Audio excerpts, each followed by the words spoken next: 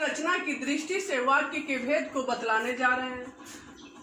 रचना की दृष्टि से वाक्य के 3 भेद होते हैं। सर्वप्रथम सरल वाक्य है, दूसरा संयुक्त वाक्य और तीसरा मिश्रित वाक्य। तो सबसे पहले हम सरल वाक्य को बतलाते हैं।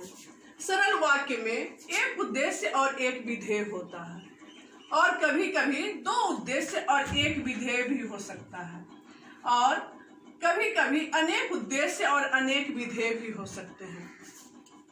जैसे घोड़ा तांगा खींचता है, घोड़ा यहाँ पर एक उद्देश्य है और एक विधेय यहाँ है। माता पिता पार्क में बैठे हैं, माता पिता देखें यहाँ 2 उद्देश्य हो गए और पार्क में बैठे हैं, एक विधेय हो गया। तो यहाँ सर्वप्रथम उदाहरण में एक उद्देश्य और एक विधेय, दूसरे उदाहरण में 2 उद्देश्य एक विधेय। अब देखिए यहाँ तीसरा उदाहरण, सोनू, अंशु, आशु और मोनू एक साथ खाते पीते, पढ़ते लिखते और खेलते कूदते हैं। यहाँ अनेक उद्देश्य हो गए, सोनू, अंशु, आशु और मोनू।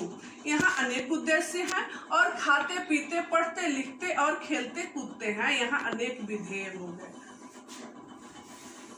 सरल वाक्य को हम साधारण वाक्य भी कहते हैं। अब हम दूसरे भेद संयुक्त वाक्य के बारे में बतलाएंगे। संयुक्त वाक्य के मुख्य वाक्य को समानाधिकरण वाक्य भी कहा जाता है। इसमें 2 उपवाक्य होंगे और दोनों स्वतंत्र होते हैं। वह अपनी स्वतंत्र सत्ता को बनाए रखता है। जैसे देखिए यहाँ पर सूरज उगा और अंधेरा भागा और यहाँ समुच्चय बोधक शब्द से जुड़ा हुआ है। यह जो समुच्चय बोधक शब्द है यह समानाधिकरण है। संयुक्त वाक्य में समानाधिकरण समुच्चय बोधक ही यहाँ पर योजक चिन्ह रहेगा। और देखिए सूरज उगा ये भी स्वतंत्र है और अंधेरा भागा ये भी स्वतंत्र है। दोनों उपवाक्य अपने आप में स्वतंत्र है। मैं आया और वह गया, मैं आया और वह गया, और यहाँ पर भी समानाधिकरण है। तो संयुक्त वाक्य में दोनों उपवाक्य स्वतंत्र होते हैं, कोई किसी पर आश्रित नहीं होते हैं। अब हम इसके तीसरे भेद मिश्रित वाक्य के बारे में बतलाएंगे। जिस वाक्य में एक प्रधान उपवाक्य हो और अन्य उपवाक्य उस पर आश्रित हो उसे हम मिश्रित वाक्य कहते हैं।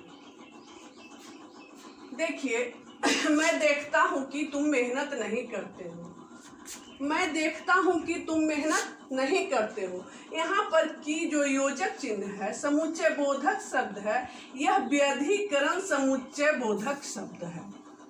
संयुक्त वाक्य में समानाधिकरण और मिश्रित वाक्य में व्यधिकरण योजक चिन्ह होगा। दूसरा उदाहरण देखिए, सभी जानते हैं कि स्नेहा अच्छी लड़की है।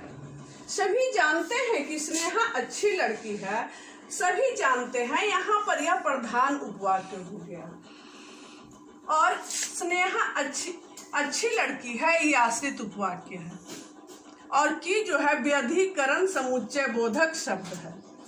आश्रित उपवाक्य किसी न किसी योजक से जुड़े ही होते हैं। तो यहाँ पर यह आश्रित उपवाक्य है और सभी जानते हैं प्रधान उपवाक्य है। संयुक्त वाक्य समानाधिकरण समुच्चय बोधक से जुड़े होंगे और मिश्रित वाक्य व्यधिकरण समुच्चय बोधक द्वारा जुड़े हुए होते हैं। तो यहाँ पर ध्यान दीजिए, व्यधिकरण में जो समुच्चय बोधक शब्द है यदि, तो, मानो, के कारण, ताकि, यानी ये सब शब्द रहेंगे। सरल वाक्य, संयुक्त वाक्य और मिश्रित वाक्य को एक बार फिर से समझिए। सरल वाक्य को हम साधारण वाक्य भी कहते हैं। सरल वाक्य में एक उद्देश्य एक विधेय, 2 उद्देश्य एक विधेय, अनेक उद्देश्य अनेक विधेय हो सकते हैं।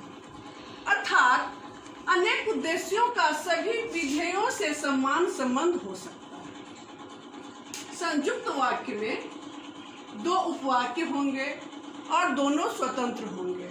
वे अपनी स्वतंत्र सत्ता को बनाए रखेंगे और यहाँ पर जो योजक चिन्ह होगा वह समानाधिकरण समुच्चय बोधक शब्द होगा। मिश्र वाक्य में 2 उपवाक्य होंगे और एक प्रधान उपवाक्य होगा और दूसरा आश्रित उपवाक्य होगा और यहाँ पर जो समुच्चय बोधक शब्द होगा वह व्यधिकरण समुच्चय बोधक शब्द होगा। तो संयुक्त वाक्य में समानाधिकरण समुच्चय बोधक शब्द और मिश्रित वाक्य में व्यधिकरण समुच्चय बोधक शब्द रहेगा।